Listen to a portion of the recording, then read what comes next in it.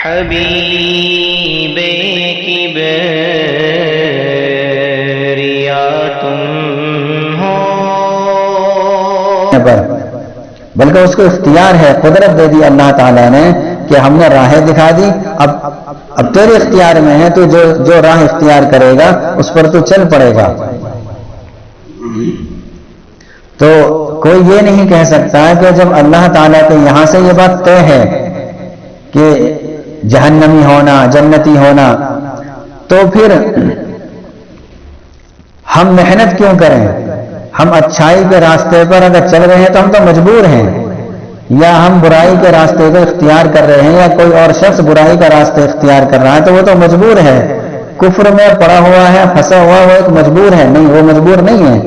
اللہ تعالیٰ نے عقل سلیم دی ہے، عقل سلیم دینے کے بعد بھی اللہ تعالیٰ نے انبیاء کا سلسلہ قائم کر دیا ہے تاکہ انبیاء کرام آئیں اور امت کو اور قوم کو سمجھائیں کہ اچھائی کا راستہ یہ ہے اور برائی کا راستہ یہ ہے۔ حالانکہ اللہ تعالیٰ نے عقل دے دی ہے جس کی بنیاد پر انسان اچھائی اور برائی کے راستے کو سمجھ لیتا ہے،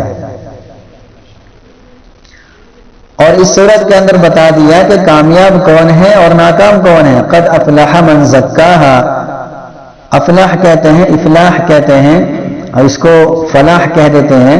فلاح کہتے ہیں ایسی کامیابی جس کے بعد ناکامی نہ ہو، ایسی کامیابی جس کے بعد آدمی ناکام ہی نہ ہو، اور وہ ہے جنت کی کامیابی، کہ جنت میں جو پہنچ گیا وہ جہنم میں نہیں جائے گا۔ تو اس لیے ہمیشہ ہمیشہ کی کامیابی مراد ہے یہاں پر، کہ جو کامیاب ہوگا، یعنی ہمیشہ ہمیشہ کون کامیاب ہوگا؟ وہ کامیاب ہوگا جس نے اپنے نفس کی اصلاح کر لی، اپنی خواہش نفس کو کنٹرول میں رکھا۔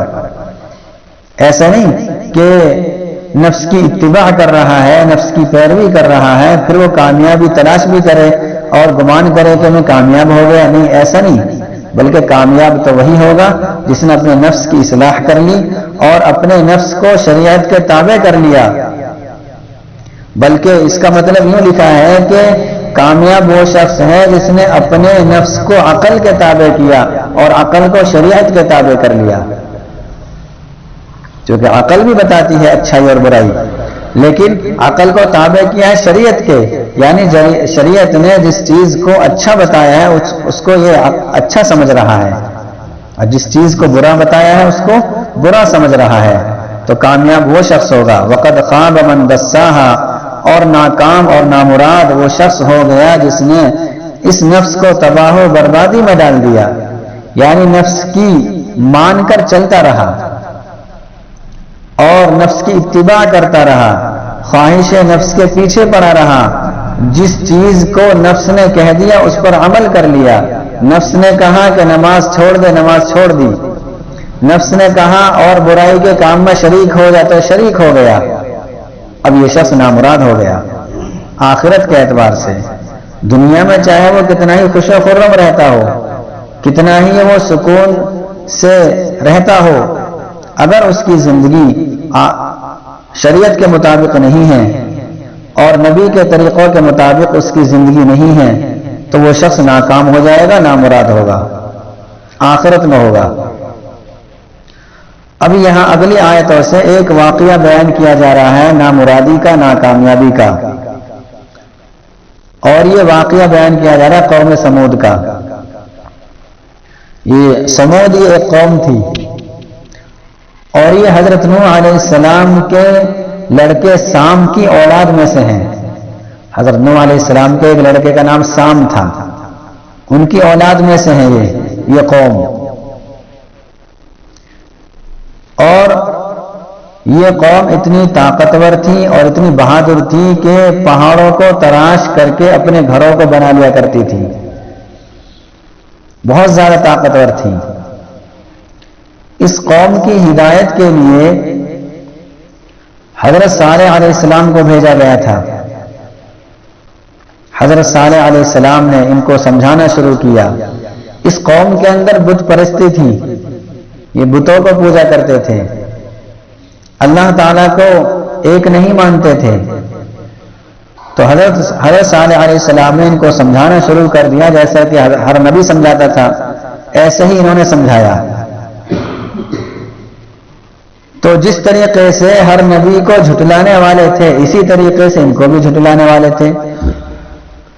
اچھا، یہ واقعہ یہاں کیوں بیان کیا گیا؟ یہ واقعہ اس وجہ سے بیان کیا گیا کہ یہ صورت نازل ہو رہی ہے آپ صلی اللہ علیہ وسلم پر، اور سننے والے کون ہیں؟ آپ صلی اللہ علیہ وسلم کے زمانے کے لوگ، اور ان میں سے وہ لوگ بھی ہیں جو آپ کو نہیں مانتے، آپ کو جھٹلاتے ہیں، آپ کی نبوت کو تسلیم نہیں کرتے. تو جس طریقے سے آپ کی نبوت کو تسلیم یہ نہیں کرتے، اسی طریقے سے حضرت صالح علیہ السلام کی قوم کے کچھ لوگوں نے آپ کی نبوت کو تسلیم نہیں کیا تھا، اور ان لوگوں نے آپ کو مارنے کی سازش کی تھی، جس طریقے سے حضرت آپ صلی اللہ علیہ وسلم کو قتل کی سازش کی گئی تھی.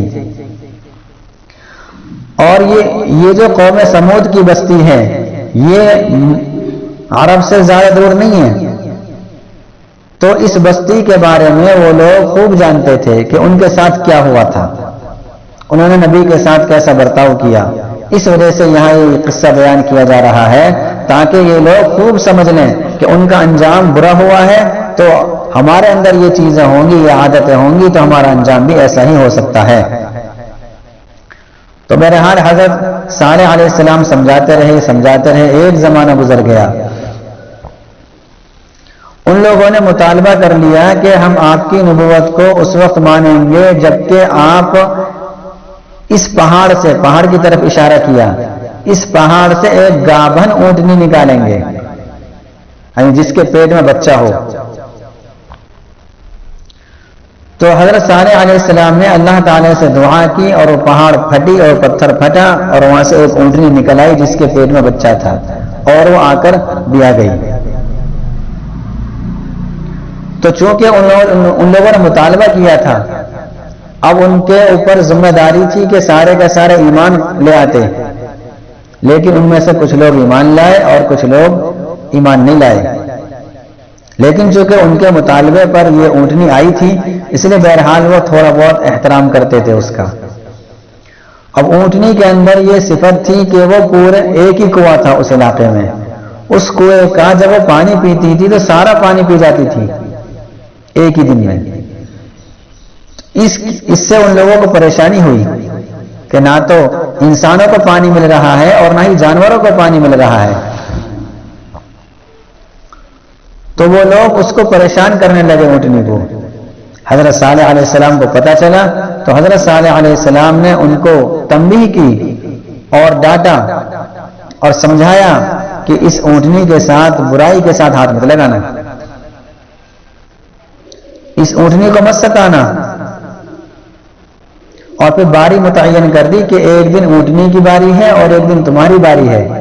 جس دن اونٹنی پانی پیے گی اس دن نہ تو تم کو پانی ملے گا اور نہ ہی تمہارے کسی جانور کو پانی ملے گا، سارا پانی یہ پی جائے گی. اگلے دن یہ اونٹنی بالکل نہیں پیے گی پانی، اگلے دن تم اور تمہارے جانور پانی پیئیں گے.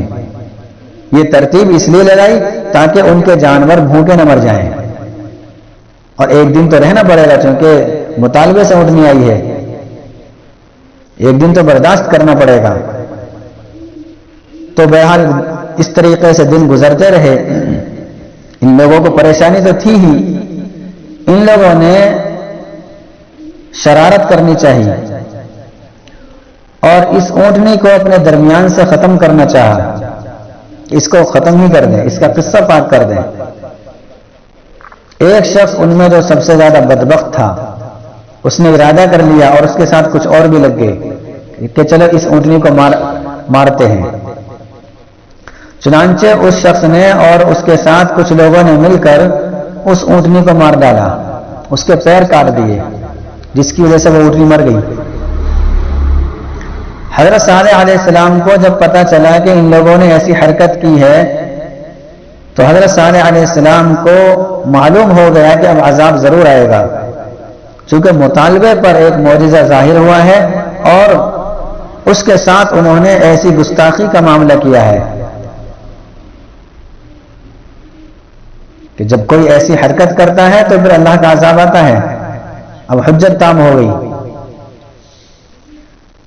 تو حضرت صالح علیہ السلام کو معلوم ہو گیا کہ 3 دن میں ان پر حبیب کی بریات